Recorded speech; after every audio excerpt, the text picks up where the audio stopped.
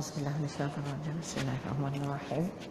Alhamdulillahirabbil alamin. Wassalatu wassalamu ala asyrofil anbiya'i wal mursalin wa ala alihi washabihi ajmain. Rabbi shrah li sadri wa yassir li amri wahlul 'uqdatam min lisani yafqahu qawli.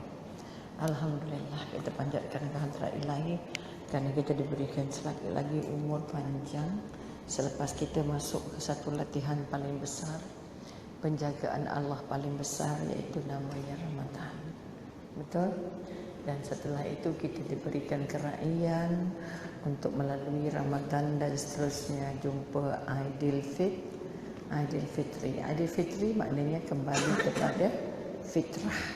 Bila kata kembali kepada fitrah, kita ingat ayat perintah puasa, ujung sekali la'allakum takun. Sebelum itu kita bercerita ya ayyuhallazina amanu kutiba alaikumus syiyam. Kita dah dapat yang itu, kita dah siap, kita dah puasa. Tapi hujung yang kita nak tengok, la'allakum takun tu kita dapat tak agaknya. Sebab itu adalah puncak bahawa penanda yang kita sudah dapat dah berjaya dalam Ramadan kita.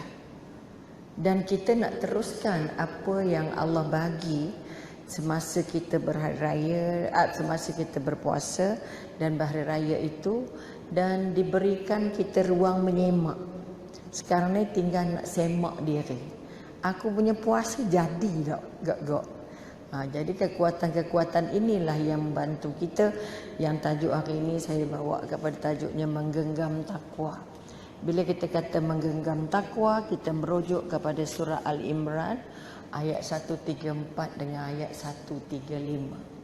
Kadang-kadang dalam satu kuliah tu nak pegang satu ayat saja nak urai panjang. Sebab itu kita kata kita ambil ayat 134, 135 yang di dalamnya menceritakan ciri-ciri orang yang sudah mendapat apa yang namanya takwa, yang namanya la'allakum tattaqun. Mudah-mudahan kamu diangkat menjadi orang bertakwa. Jadi kita nak semak sama ada kita sampai atau tidak, kita berjaya atau tidak. Dan kalau apapun, berjaya ke tak berjaya, kalau tak berjaya kita nak pandu lagi, nak bantu diri lagi, nak berusaha lagi. Tapi kalau sudah berjaya, macam mana nak kekalkan, macam mana nak istiqomah, kata-kata. Okay, kalau kita ambil surah tadi, kita kata surah ayat Al-Imran tadi, kita ambil kira bahawa siapa saja yang merasa paling takut dengan Allah. Okey. Orang yang paling takut, antara takut paling besar ialah takut miskin. Takut hilang itu, hilang ini, hilang duit, hilang kerja. Macam orang kena berhenti kerja. Macam mana takutnya? Itu dia antara takut-takut di dunia. Jadi kita kata orang yang takutkan Allahnya macam dia takut bila dia hilang kehidupan. Daripada orang senang jadi orang susah, jadi orang susah jadi orang lagi susah. Kata-kata kalau orang bekerja, dia berhenti kerja.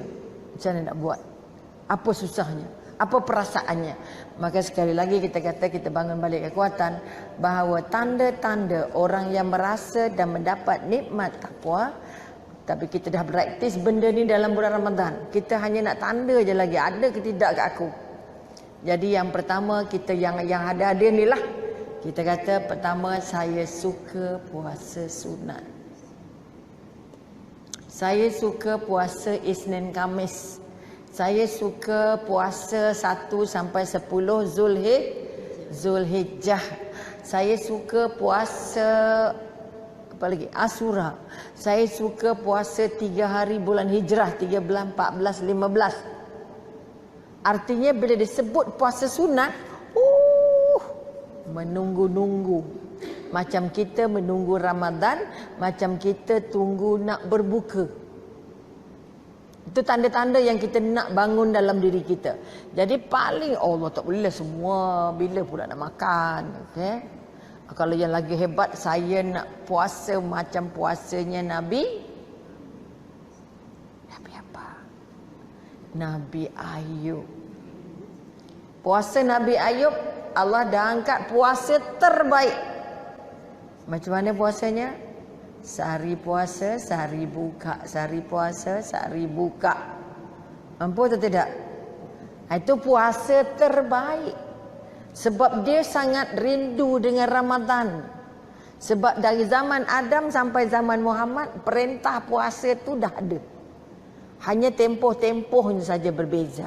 Sebab orang dulu umurnya panjang, jadi siangnya pun mungkin panjang. Malamnya juga panjang. Okey.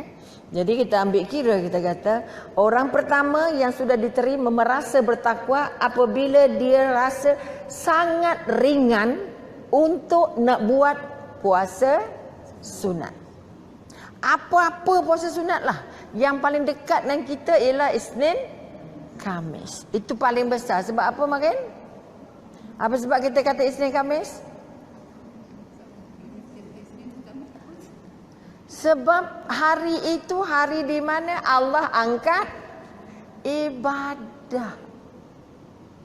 Bukannya malam apa kita kata? Bulan bila yang Allah bagi? Tukar buku bulan berapa? Syaban?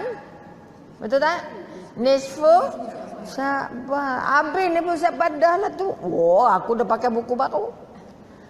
Kenapa Isnin Khamis sangat penting? Kerana Isnin Khamis semua ibadah diangkat jumpa Allah. Masuk buku.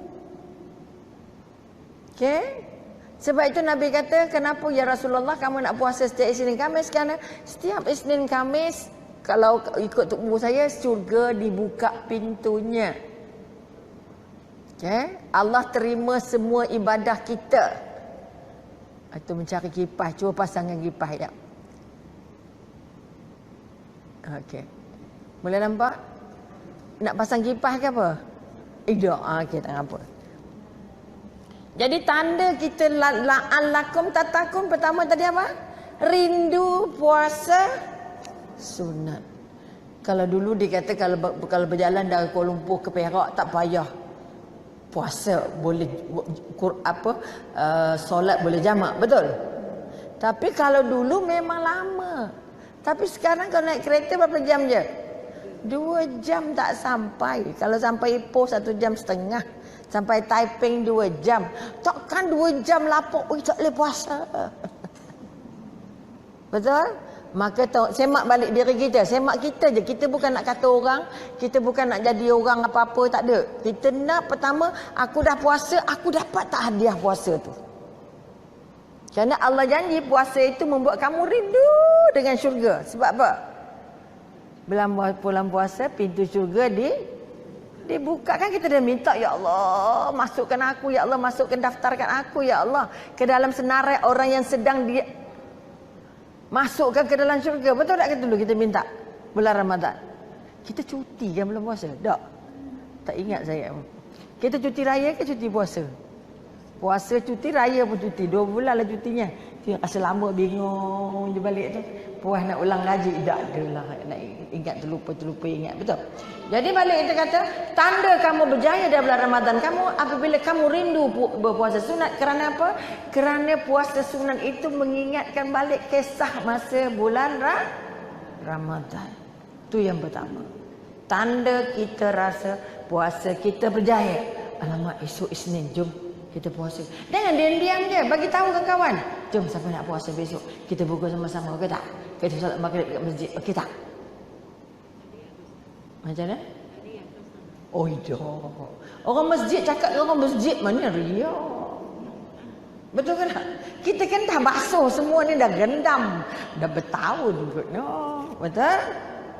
Kalau boleh jangan ada lagi dalam perut kita ni, bila kita bercakap tu kita nak tunjuk orang. Tak. Riak ni kita bercakap nak tunjuk orang.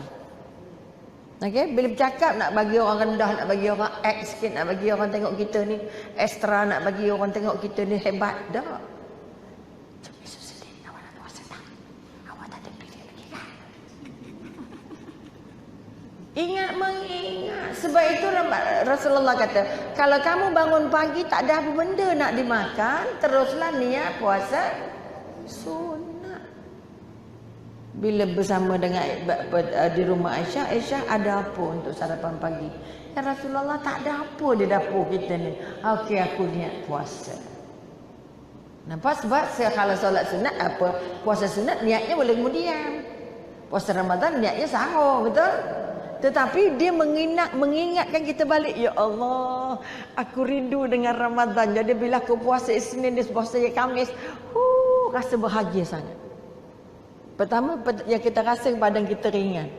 Jangan ingat lapar, tak ingat lapar tu dah. Tapi kena selalu kan kerap-kerap terus-terus lepas apa kata syawal terus dia buat.